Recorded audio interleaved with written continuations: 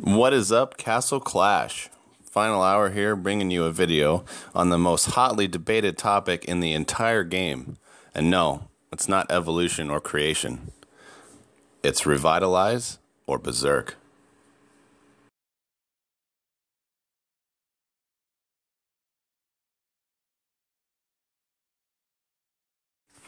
So let's jump right into it with some HBM waves. Here's wave H with a 5 out of 5 Berserk Pumpkin Duke. As you guys may have seen in my previous videos, I was rocking a 3 out of 5 Revitalize on the Pumpkin Duke. I have noticed that in HBM, the Berserk is actually much better. As you can see here, the waves, they really don't even get into my base. I do have a math breakdown at the end of each of these HBMs, the comparisons, just to show how many procs, how many times the Pumpkin Duke is able to proc with a Berserk versus a Revitalize. And the results are, they're pretty cool. You'll see that the Berserk is I actually favor Berserk in HBM, hands down. Now the reasons why are because you're actually getting a little more DPS out of him. The overall DPS formula equates to more. His basic attacks are firing off quicker, and you also get more procs. And for the Pumpkin Duke in particular, more procs equals more victory.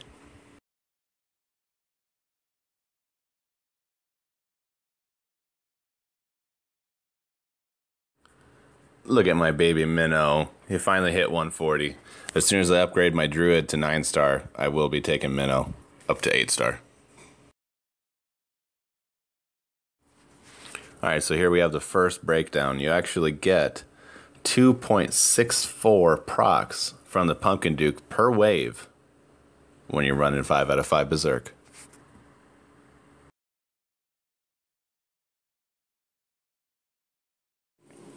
Here we are with H-Wave again. This is while my Pumpkin Duke had a 3 out of 5 Revitalize.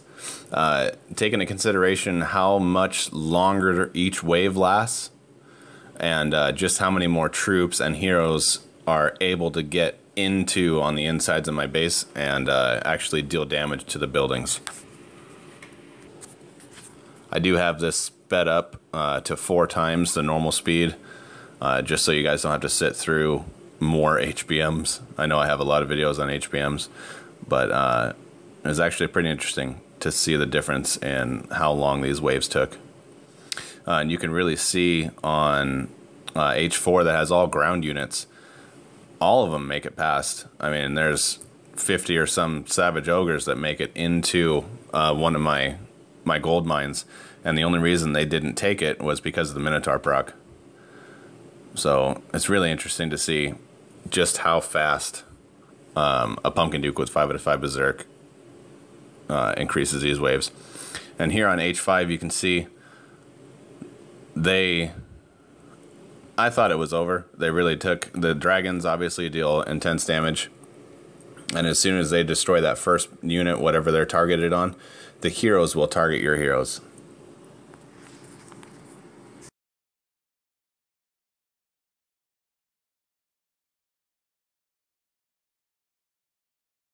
And here's the mathematical breakdown for Pumpkin Duke with a 3 out of 5 Revitalize on HBM waves. Only a 0.89 proc per wave. That means some waves he's not even procking.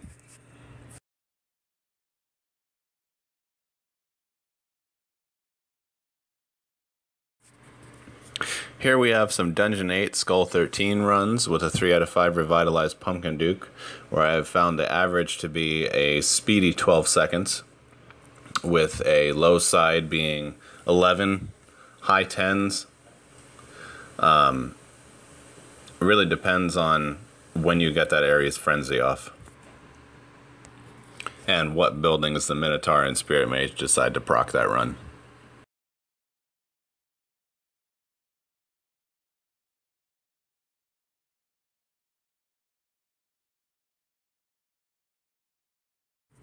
Okay guys, now we have what I like to call the breaking point for the 5 out of 5 Berserk Pumpkin Duke. It's the arena. But if you check out this first video, I think I handled pretty well That 5 out of 5 Berserk came in really handy against this friggin' assassin.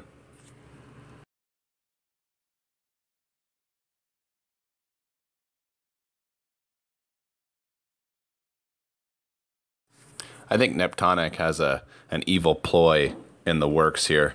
That assassin, that's got to be something great.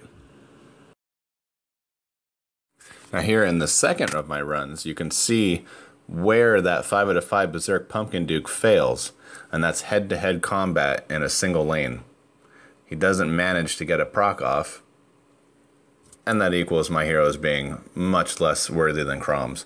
So I choose to run on the bottom lane, open against Crom, and you guys can see the difference here. I actually come out with a victory. Pumpkin Duke with a 5 out of 5 Berserk will actually proc at the same time a 3 out of 5 Revitalize will. Fun fact.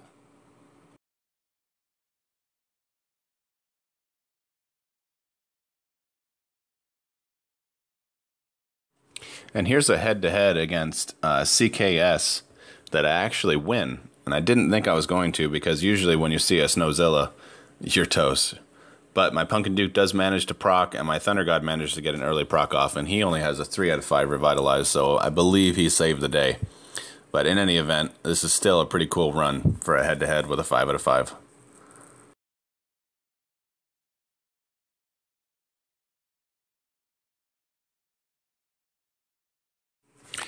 And here we are with the final aspect. We've discussed the pros, the cons, and the different aspects of the Revitalize versus the Berserk, but we haven't talked about the major pro yet, the boss battle. Here you can see my stun team taking on the boss tier 2 for 67 million damage, and you can see just how fast they're attacking and getting the procs off, and that Immortep Sandstorm is pretty much continuous. And in between those, you have my Heavy Blow champion dealing his stuns, and Snowzilla there for the damage. So the 3 out of 5 Revitalize gets it done on the boss, but in the end here, as you can see on the title, it really slows down how quickly I can do it. I believe it's over 4 minutes and 27 seconds or something that it takes me with a 3 out of 5 Revitalize on Pumpkin Duke.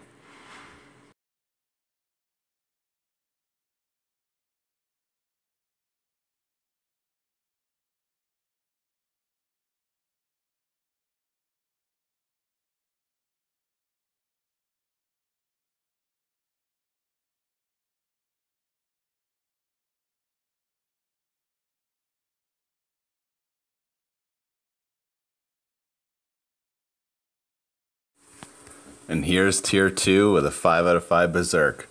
I've saved the best for last, guys. I'm not even going to speed this video up because I take it in one run. My champion activates, his Heavy Blow activates, and it gets the stun party started. And Pumpkin Duke takes it from there. And you guys can see the camera, both the camera and the phone, can't really capture how fast these heroes, my heroes, are moving. Look at the Druid, and look at those arrows coming out of the Cupid. The Cupid has an attack speed of 1200 milliseconds. Look at that. He's even matching the snowballs, the proc coming out of the Snowzilla. I mean, you can just see it shredding. This boss just drops. It's really amazing. It overall takes me 1 minute and 27 seconds to kill the boss. One run. 78 million damage or something.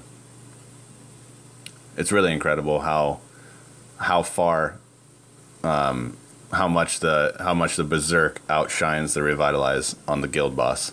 Now if you guys are struggling with guild boss and you have a Pumpkin Duke with a Revitalize or something else, you may want to consider re-rolling him into a Berserk. I don't know, that's just me, but I think that this video here speaks for itself. Insanely fast on the guild boss. Is it really worth it overall to reroll to a Berserk? I don't know. I think so. But why don't you guys make your own decision based on the evidence that I've given you and let me know. I like it. I think I'm going to keep it around for a while. And while we're at it, let's take a moment of silence and bow our heads in memory of fire. I love seeing your guys' feedback to my videos, so don't forget to comment below. And as always, guys, thanks for watching. Final hour, over and out.